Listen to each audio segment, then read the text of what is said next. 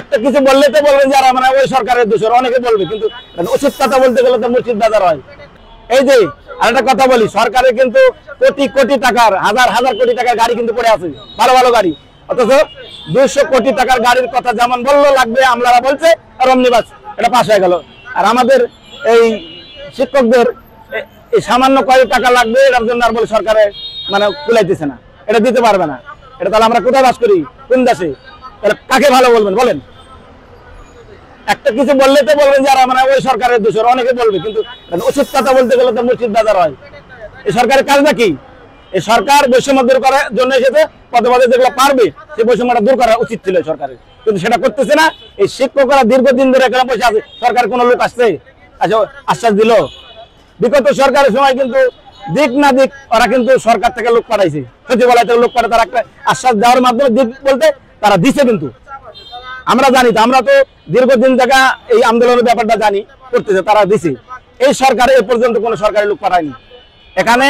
সরকার যখন কোনো কিছু মেনে নেবে তখন কিন্তু বিটিভি থেকে তাদের সাংবাদিক আসবে এবং তার সচিবালয় থেকে লোক আসবে। আমরা এর আগে আমরা দেখছি, এর আগে আন্দোলন যখন হয়েছে তখন সরকার যখন যেটা মানে নেয় তখন বিটিভি অর্থাৎ সরকারি টেলিভিশন থেকে তারা আসবে সে ইয়ে করার জন্য এবং সরকারি মতামত। তাই আমি বলতে চাই সরকারকে অনতিবিলম্বে এই শিক্ষকদের ন্যায্য দাবি মেনে নিয়ে, যে সমস্ত শিক্ষকরা আছে তারা মানুষ গড়ার কারিগর, শিক্ষক যদি খাতে না পায় তাহলে তারা কিভাবে ছাত্রদেরকে মানুষ করবে?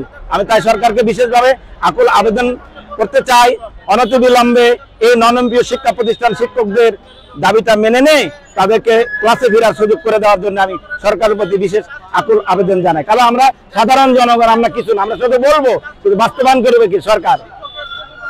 বাস্তবায়ন তো করার কথা সরকার। কাদের টাকা দিয়ে? আপনার আমার ট্যাক্সের টাকা দিয়ে সরকার করবে, ব্যক্তিগত টাকা না। প্রত্যেকটা উপদেষ্টা তারা তারা নিজ নিজ আকার গোছাইতেছে, কিন্তু আমরা তো বিভিন্ন নেতা বক্তব্য, যারা বুজুর্গ ব্যক্তি তারা তো টকশোতে বিভিন্ন কথা শুনছে, তারা তো তাদের ভাগ্যটা সেটি পরিবর্তন করতেছে। আর আজকে আমি বিশেষ করে শিক্ষার ব্যাপারটাই আমি বলতেছি, অন্যান্য সেক্টরের সমস্যা আছেই, শিক্ষার ব্যাপারটা কিন্তু সরকারকে দেখা উচিত ছিল। এই সরকারের এটা অনতিবিলম্বে শিক্ষকদের দাবিটা, ন্যায্য দাবি মেনে নিয়ে একটা এমপিওর ঘোষণা দিয়ে শিক্ষককে ক্লাস, হ্যাঁ যদি বলতে পারে অনেকের সমস্যা আছে, যদি সে প্রতিষ্ঠানের সমস্যা থাকে সেটা হবে না, যদি তাদের নীতিমালার ভিতরে পড়ে যায়। আর নীতিমালা কিভাবে ঠিক থাকে? আমি একটা কথা বলি, দীর্ঘ 20 থেকে 25 বছর যদি বেতন না পায়, ওটা নীতিমালা ঠিক থাকবে? শিক্ষক ঠিক থাকবে না? ছাত্র ঠিক থাকবে? পেটে যদি খাতে না থাকলে আপনি কতদিন আর করবেন ভাই? কেউ করবে না, এই সরকার করবে। এই সরকার উপদেষ্টারা আছে, তারা কি বেতন ছাড়া কোনো কাজ করতেছে? তাহলে সরকার কেন দিতেছে না? সরকারের উদ্দেশ্যটা কি? বললাম আমি তো, আমলাদের গাড়ি কেনার জন্য বাজেট পাস হয়ে গেল, বিমান কিনতে 27,000 কোটি টাকার, সেটা বাজেট পাস হয়ে গেল, প্রতি মাসে মাসে বিদেশ যাইতেছে, এটা পাস হয়ে গেল, সামান্য শিক্ষকের কটা টাকা আর দিতে পারবে না সরকার। তাই সরকারকে উচিত অনতিবিলম্বে সরকারকে এই ন্যায্য দাবি মেনে নিবে এবং এমপিভুক্ত করে দেওয়া উচিত, এটা আমি মনে করি। এখন আপনারা কি মনে করেন? এবং সাধারণ আর আরেকটা কথা হলো, সামনে তো ইলেকশনে তো এই শিক্ষকদেরই দরকার, তাই কি না? শিক্ষকরা সহযোগিতা করে, পুলিং অফিসার, প্রিজাইডিং অফিসার, বিভিন্ন কিছু হবে, কিন্তু তাদেরকে রাস্তায় ফেলার আগে আপনি শিক্ষকের কি বলো ইলেকশনের ঘোষণা দিয়ে বসে আছেন যে ইলেকশন অমুক তারিখে বা ওই মাসে হবে। আপনাদের কোথায় বিবেক গেছে? শিক্ষকদের কেন রাস্তায় বসে রাখতেছে সরকার?